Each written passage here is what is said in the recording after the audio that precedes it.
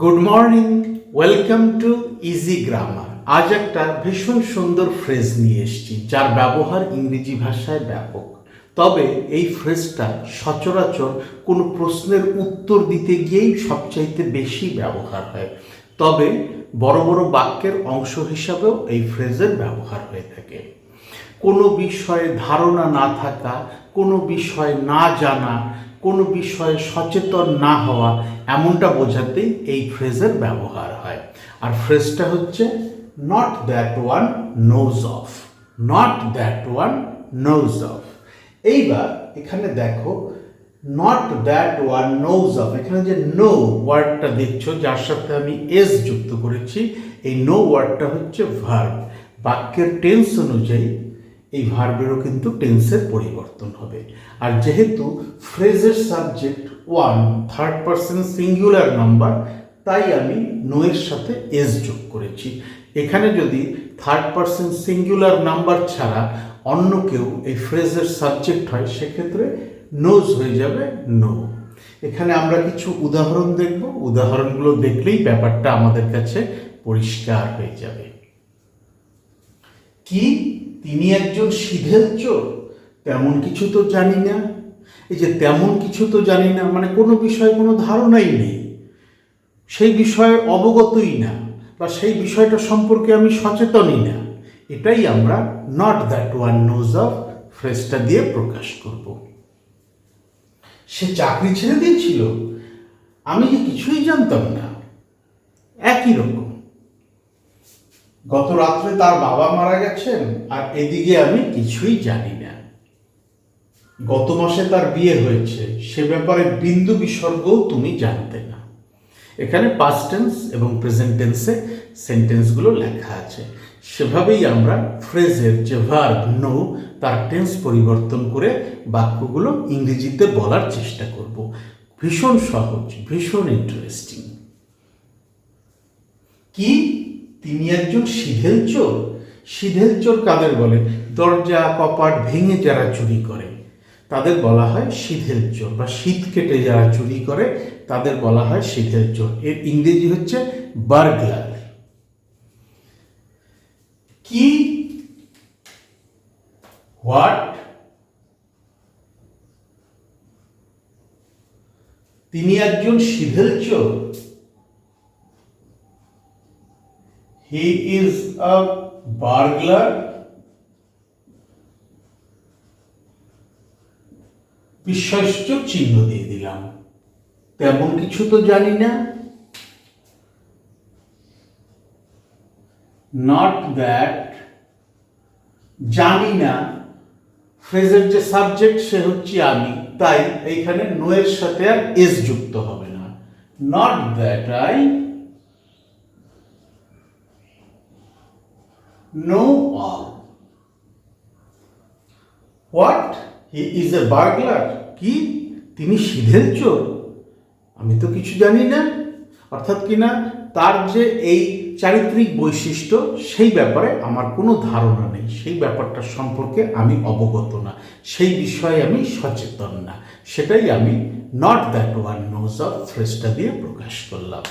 চলো ফ্রেজটা আন্ডারলাইন করে দিই আমাদেরই বোঝার সুবিধার জন্য। সে চাকরি ছেড়ে দিয়েছিল? বিস্ময়, আমি বিস্মিত। সে চাকরি ছেড়ে দিয়েছিল? আমি যে কিছুই জানতাম না। অর্থাৎ কিনা বিষয়টা সম্পর্কে আমি অবগত না, এখন আমি বিস্মিত।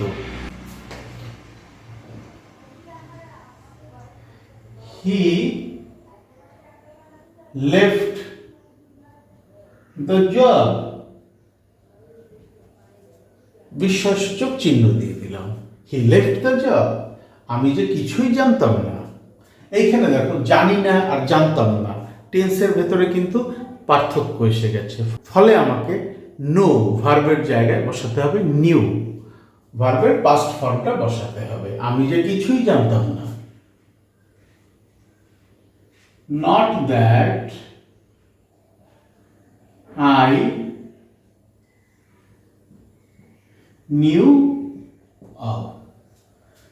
He left the job, not that I knew of. এই not that I knew of হচ্ছে ফ্রেজ যেটা আমি আন্ডারলাইন করছি।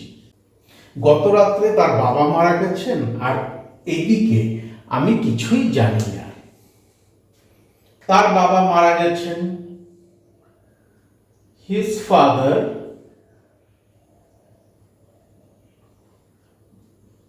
passed away. কবে মারা গেছেন? গত রাত্রে, last night,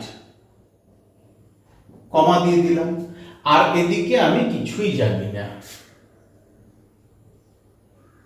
not that I know of. His father passed away last night, not that I know of. তার বাবা গত রাত্রে মারা গেছিলেন, বা তার বাবা গত রাত্রে মারা গেছেন, এদিকে আমি কিছুই জানি না। ফ্রেজটা আন্ডারলাইন করে দেই। গত মাসে তার বিয়ে হয়েছে, সে ব্যাপারে বিন্দু বিসর্গ তুমি জানতে না, মানে তার যে বিয়ে হয়ে গেছে ঘটনাটা সম্পর্কে তুমি মোটেই অবগত না, সেই ঘটনা সম্পর্কে তোমার কোনো ধারণা নেই, তুমি ব্যাপারটার সম্পর্কে সচেতন না, সেটাই আমরা not that one knows of ফ্রেজটা দিয়ে প্রকাশ করব। He got married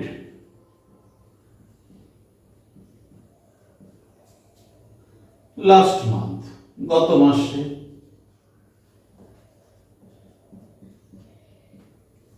he got married last month, এখানে আমি কমা দিয়ে দিলাম। গত মাসে তার বিয়ে হয়েছে এর জায়গায় আমি যদি গত মাসে তার বিয়ে হয়েছিল লিখতাম, তাহলে কিন্তু আরো সুন্দরভাবে আমি এখানে পাস্ট টেন্সের রুল ফলো করতে পারতাম।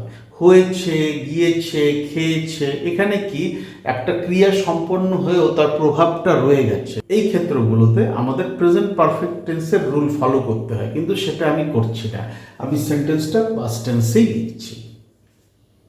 হি গট ম্যারিড লাস্ট মান্থ, সে ব্যাপারে বিন্দু বিসর্গ তুমি জানতে না, not that you knew of.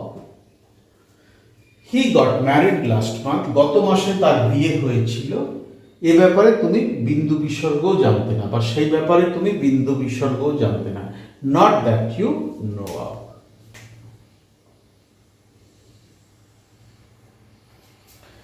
আগেই বলেছি যে not that one knows of ফ্রেজটা প্রশ্নের উত্তরে সচরাচর ব্যবহার করা হয়। ধরো আমাকে কেউ প্রশ্ন করলো, তুমি কি জানতে তার কোনো শত্রু ছিল কিনা? Did you know if he had enemies? আমি উত্তর দিতে পারি not that I know of, তেমন কিছু জানি না, সে ব্যাপারে কিছু বলতে পারবো না। আবার কোনো বাক্যের অংশ হিসাবেও ফ্রেজটা ব্যবহার করা যায়, যার উদাহরণ আমরা দেখে নিলাম। এবার বোর্ডের একটা স্ক্রিনশট নিয়ে নাও, এই স্ক্রিনশটটা নিজেদের ভেতরে প্র্যাকটিস করার সময় রেফারেন্স হিসাবে ব্যবহার করতে পারবে। খুব সহজ সুন্দর একটা ফ্রেজ, ইংরেজি ভাষায় এর ব্যবহার ব্যাপক। তোমরাও চেষ্টা করবে সঠিক জায়গায় এই ফ্রেজটা নিখুঁতভাবে ব্যবহার করার, তাহলে তোমাদের ইংরেজি হবে ভীষণ সুন্দর। কোথাও যদি আটকে যায়, বুঝতে অসুবিধা হয়, আমার ভিডিওর কমেন্ট সেকশনে লিখে জানাও। ডেসক্রিপশন বক্সে আমার ইমেল অ্যাড্রেস দেওয়া আছে, চাইলে সেখানেও যোগাযোগ করে নিতে পারো। Thank you so much for your time and attention. Have a nice day.